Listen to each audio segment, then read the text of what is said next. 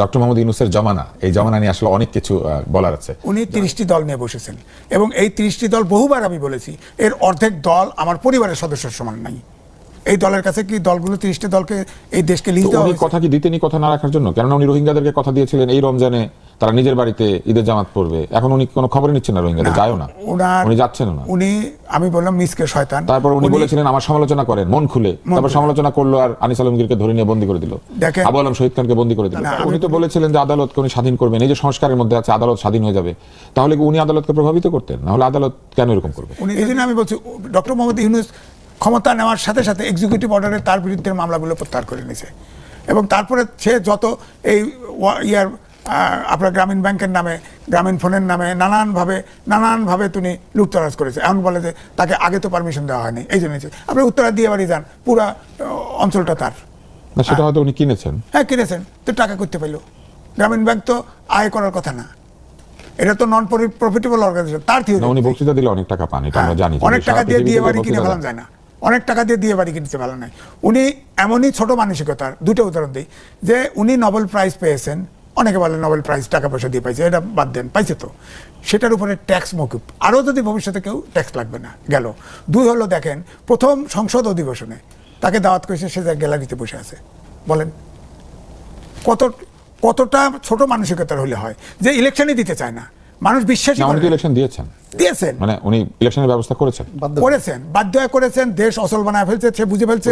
আবার deep trade তো তার, আবার সাখাওয়াত সাহেব বলছে না, গুলশানে আসিয়া আবার কয়েকজন আলাদা আলাপ করতে। আপনি এই আলোচনাটা মনে রাখেন, কারণ আমরা একটু বোঝার চেষ্টা করব যে অতীতের অন্তর্বর্তী সরকার আসলে কেমন দেশ চালিয়েছে। কেননা ফিরলাম নেক্সাস টেলিভিশনের চলমান অনুষ্ঠানে, আছে আব্দুল নূর তুষার আপনাদের সাথে, এবং আমার সাথে আছেন দুজন প্রিয় মানুষ, গোলাম মাওলা রনি এবং এম এ আজিজ। আমরা কথা বলছিলাম বিভিন্ন বিষয় নিয়ে, তার মধ্যে একটি হচ্ছে অন্তর্বর্তীকালীন সরকার যে তাদের যে কাজকর্ম করেছে সেটা নিয়ে আমরা একটু জানতে চাই আপনার কাছে, যে অন্তর্বর্তী সরকারের প্রধান উপদেষ্টা কথা দিলে কথা রাখতেন না, এটা একটা অভিযোগ সবাই করছেন, এবং তিনি নিজের ব্যাপারে বেশি মনোযোগী ছিলেন, অন্যদের ব্যাপারে কম, তার নিজের প্রতিষ্ঠানের ব্যাপারে সুবিধা নিয়েছেন। এমনকি পদ ছাড়বার আগে নিজেকে ভিআইপি ঘোষণা করে 1 বছরের জন্য সব ধরনের নিরাপত্তা ব্যবস্থা তিনি নিয়েছেন। শুরুতে আপনি একটা নিরাপত্তার গল্প বলছিলেন তো একটু আগে, যে এলাকাতে যাওয়ার আগে বিভিন্ন মহলের সাথে যোগাযোগ রেখে ভয়ঙ্কর সব রাজনৈতিক নেতারা দেখা যায় যে কাচুমাচু করে বলে যে আমার নিরাপত্তাটা দিও। তো উনি তো পুরো রাষ্ট্রের কাছ থেকে নিজেই সাইন করে নিজের নিরাপত্তা নিজেকে ভিআইপি ঘোষণা করে এটা নিয়ে নিলেন।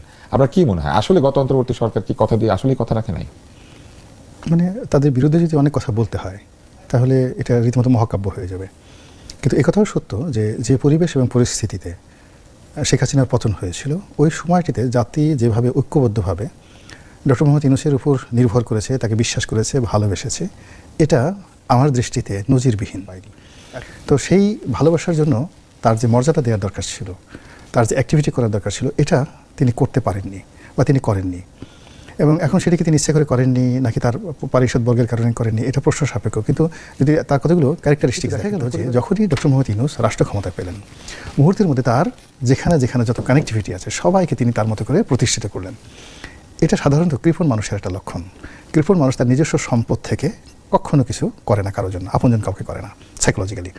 আর তার কাছে যদি তৃতীয় পক্ষের ধনসম্পদ আসে, অন্যের ধনসম্পদ আসে, সেটা একেবারে লুটের মাল হিসেবে, গণিমতের মাল হিসেবে বিতরণ করতে থাকে। তো উনি এই রাষ্ট্র ক্ষমতায় বসার পরে এমন সব কাজকর্ম করেছেন যেটা জীবনে করেননি। উনি সবসময় সাধারণ জীবনযাপন করতেন, কিন্তু দেখা গেল যে সেই বিজনেস ক্লাসে পুরো প্লেন ভরে ভরে আওয়ামী লীগের নেত্রীর মতোই করে তিনি বিদেশে সফর করেছেন। এরপর শেখ হাসিনা যে ধরনের দামি দামি হোটেলে থাকতেন, তার সাথে আরও বেশি বেশি দামি দামি হোটেলে ছিলেন। লাস্ট পর যখন লন্ডন বৈঠক হলো, উনি যে হোটেলে ছিলেন সেটা 40 লাখ টাকা পার ডে। উনি যে সুটে ছিলেন, যে রুমটাতে ছিলেন, সেটা ভাড়া ছিল ইংল্যান্ডে পার ডে 40 লাখ টাকা।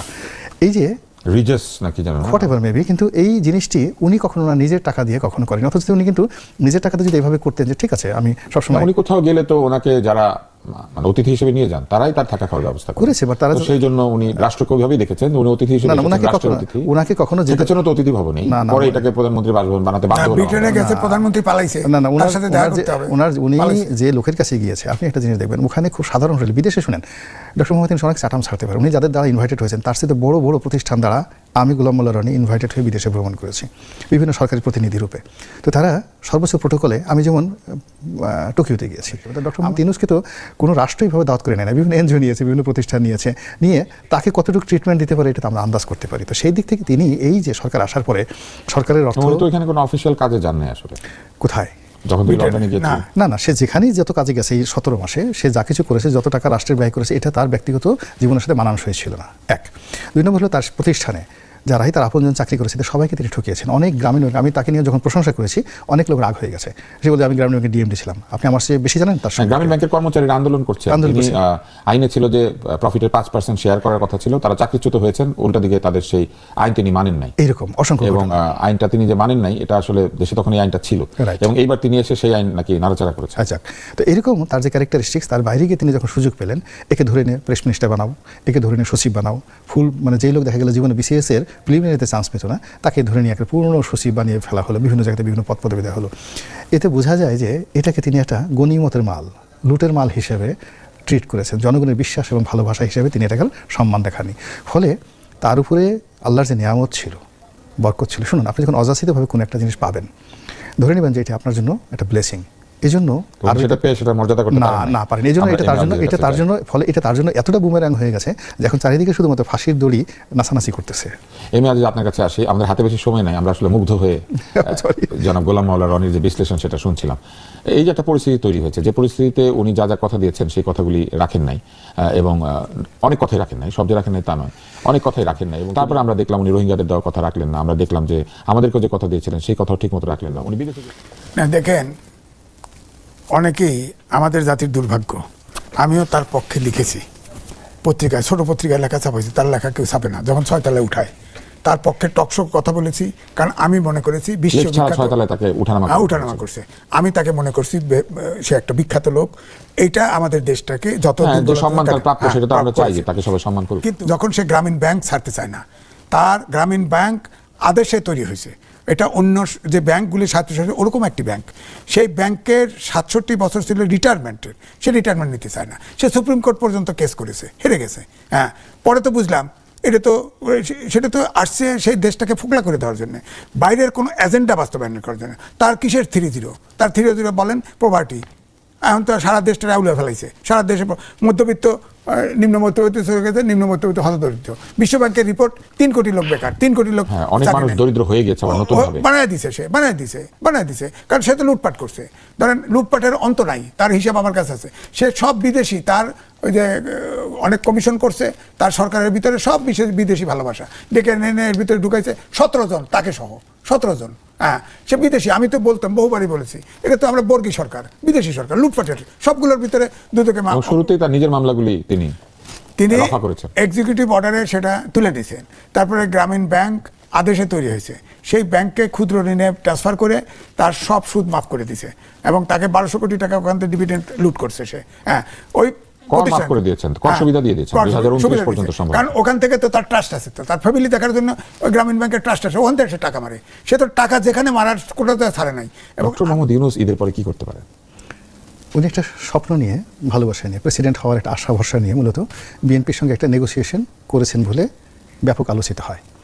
বিএনপিও সেই নির্বাচন জয়লাভ করার আগে আকার ইঙ্গিতে বলার চেষ্টা করেছেন যে তারা ডক্টর মোহাম্মদ ইউনূসকে রেখে দিতে পারেন। তো এই যে ডক্টর মোহাম্মদ ইউনূসকে রেখে দিতে পারেন, এই ভরসার উপর ভিত্তি করে মূলত তিনি পার্লামেন্টে গেছেন। কিন্তু পার্লামেন্টে আসলে তার অপমান ছাড়া কিছুই জুটেনি। এই কারণে হলো তিনি সেখানে গেছেন, কিন্তু ওখান থেকে সেই রাষ্ট্রপতির ভাষণ বর্জন করে তিনি চলে আসবেন, বা তিনি সেখানে যাবেন না, তার রহমান সাহেবের যে দাওয়াতকে অ্যাভয়েড করে যাবেন না, এই সাহস শক্তি তার নেই। এবং ওখানে তাকে কেন্দ্র করে যেটা হয়েছে, যখন এনসিপি এবং জামাতের লোকজন খুব লম্পজম্প করে বের হয়ে যাচ্ছিল, তখন রাষ্ট্রপতি কিন্তু ভাষণ দিচ্ছিলেন এবং তার দিকে তাকিয়ে সে একটা অসাধারণ হাসি দিয়েছেন, জনাব শাহাবুদ্দিন চুপ্পু, যেটাকে সবাই মোনালিসার হাসি বলার চেষ্টা করছে।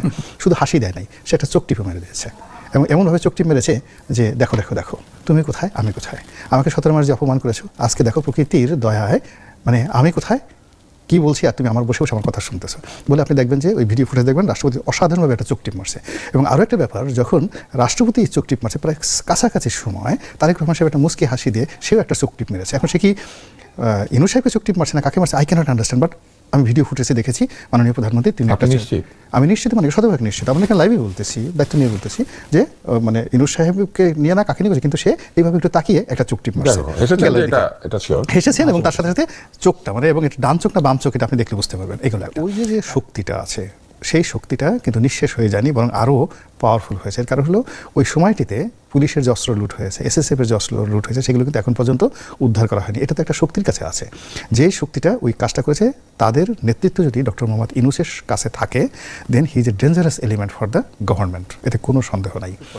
তো সেই অর্থে ডক্টর মোহাম্মদ ইউনূস আমাদের ইকোনমি কী করলেন, 12টা বাজলেন, ডাজ নট ম্যাটার। তাকে ক্ষমতা পেতে হবে, ক্ষমতায় বসতে হবে, এবং সেটাতে তার যে একটা যে টার্গেট অনেক আগে থেকে ছিল যে প্রেসিডেন্সিয়াল ফর্ম অফ গভর্নমেন্ট, তো সেটা এখন সরাসরি সম্ভব নয়। উনি যদি পারতেন, ওনার যারা লোকজন সবাই তো সংবিধান পরিষদ সংস্কার এগুলোর মধ্যে দিয়ে যখন প্রেসিডেন্টের ক্ষমতা বাড়বে, হ্যাঁ, তখন উনি প্রেসিডেন্ট হবেন। রাইট, উনি তখন সেটা প্রেসিডেন্ট হবেন।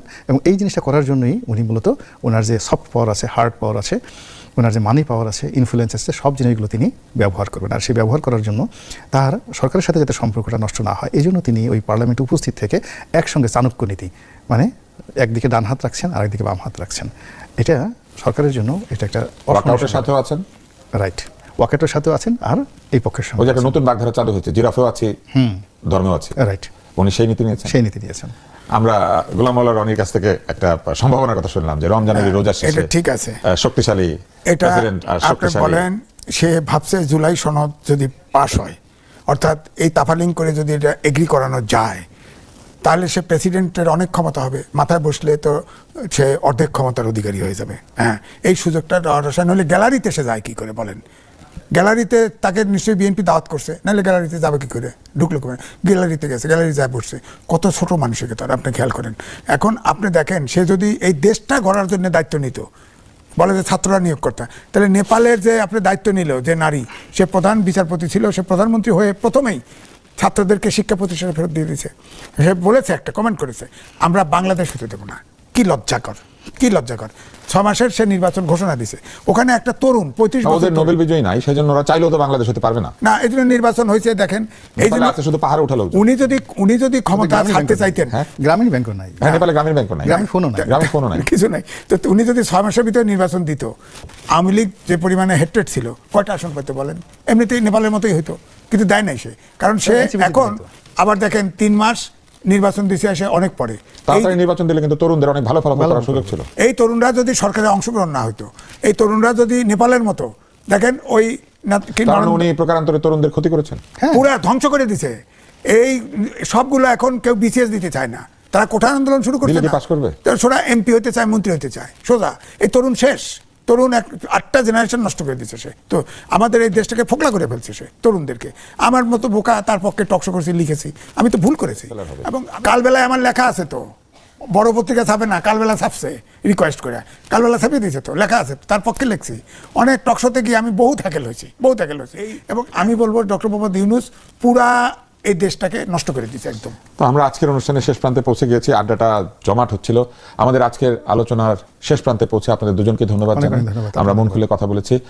এটা ধরে নেন ঈদের আড্ডা, ঈদের আড্ডা এসে মানুষ কত কথাই না বলে, তবে এইসব আড্ডা অনেক চিন্তার খোরাক থাকে। এবং রমজানের ওই রোজার শেষে এলো খুশির ঈদ, এই গান দিয়ে আমাদের ঈদ সবসময় শুরু হয়। কবি কাজী নজরুল ইসলামের রেখে যাওয়া অত্যন্ত জনপ্রিয় এবং বহুল শ্রুত ঈদের গান। এই গানটা না হলে যেন ঈদই হয় না। কিন্তু একই সাথে রাজনীতিতেও একটা গান আছে, আন্দোলনের গান, যেখানে রমজানের ওই ঈদের শেষে এলো আন্দোলন, কিন্তু সেই আন্দোলন সফল হবে না, এই বিষয়ে আমাদের দুজন আলোচক একমত হয়েছেন। এবং তারা আরেকটি আশা প্রকাশ করেছেন, অথবা আশঙ্কা, যে আমাদের প্রধান উপদেষ্টা আবার রাষ্ট্রপতির ক্ষমতা বাড়িয়ে রাষ্ট্রপতি হিসেবে ফেরত আসতে পারেন। আমরা তো আর ভবিষ্যৎ জানি না, ভবিষ্যৎ আমাদের কপালে কি রেখেছে, তবে আমরা আশা করি যে আমরা টকশোতে কথা বলতে পারবো, এবং তখনও আমরা এখন যেমন রাষ্ট্রপতিকে নিয়ে কথা বলতে পারি, তখনও পারবো, যিনি রাষ্ট্রপতি হন না কেন। এবং আমরা মাঝে মধ্যে ঈদে বিভিন্ন অনুষ্ঠানে সেখানে চা সিঙ্গারা খাওয়ার দাওয়াত পাবো, এবং সেইটা পেয়ে আমরা ভাববো যে রাষ্ট্রে আমাদের অংশীদারিত্ব আছে। কেননা জনগণের অংশীদারিত্ব ছাড়া কি আর রাষ্ট্র চলে? আর রাষ্ট্র যদি জনগণের অংশীদারিত্ব ছাড়া না চলে, তাহলে মহামান্য রাষ্ট্রপতি যদি চা সিঙ্গারা খাওয়ার দাওয়াত না দেন, তাহলে কি আর জনগণ কিছু পায়? তাই আমরা আশা করছি ভবিষ্যতে যদি তিনি রাষ্ট্রপতি হয়ে যান, আমাদেরকে চা সিঙ্গারা খাওয়ার দাওয়াত দেবেন। কেননা গত 18 মাসে তিনি ব্যবসায়ীদের সাথে কোনো সাক্ষাৎ দেন নাই বাংলাদেশের, কিন্তু ব্যবসা বিষয়ক চুক্তি করেছেন। এবং তিনি আরেকটা কাজ করেছেন, আমি উপস্থাপক হয়েও আজকে বলতে বাধ্য হচ্ছি, বাংলাদেশের কোনো চিকিৎসকরা তার সঙ্গে দেখা করতে পারেন নাই, শুধু তার ব্যক্তিগত চিকিৎসকরা ছাড়া। কিন্তু চিকিৎসকরা বহুবার তার সঙ্গে দেখা করতে চেয়েছেন। স্বাস্থ্য উপদেষ্টা হিসেবে তিনি একজনকে নিয়োগ দিয়েছিলেন, সেই স্বাস্থ্য উপদেষ্টা তার ঘনিষ্ঠ, কিন্তু স্বাস্থ্যের 12টা বাজিয়েছেন। তার নিজের স্বাস্থ্য ভালো ছিল না, আশা করি তার আশু রোগ মুক্তি হবে, তারা ভালো থাকবেন, সুন্দর থাকবেন। এবং স্বাস্থ্যের যে 12টা বাজিয়েছেন তার প্রমাণ আমরা এখন পাচ্ছি। মিজলস, হাম ফেরত এসেছে, কারণ হামের টিকা সেই সময় ঠিক মতো দেওয়া হয় নাই। আমাদের টিকার সাইকেল ধ্বংস করা হয়েছে। আপনাদের সকলকে অনেক অনেক ধন্যবাদ।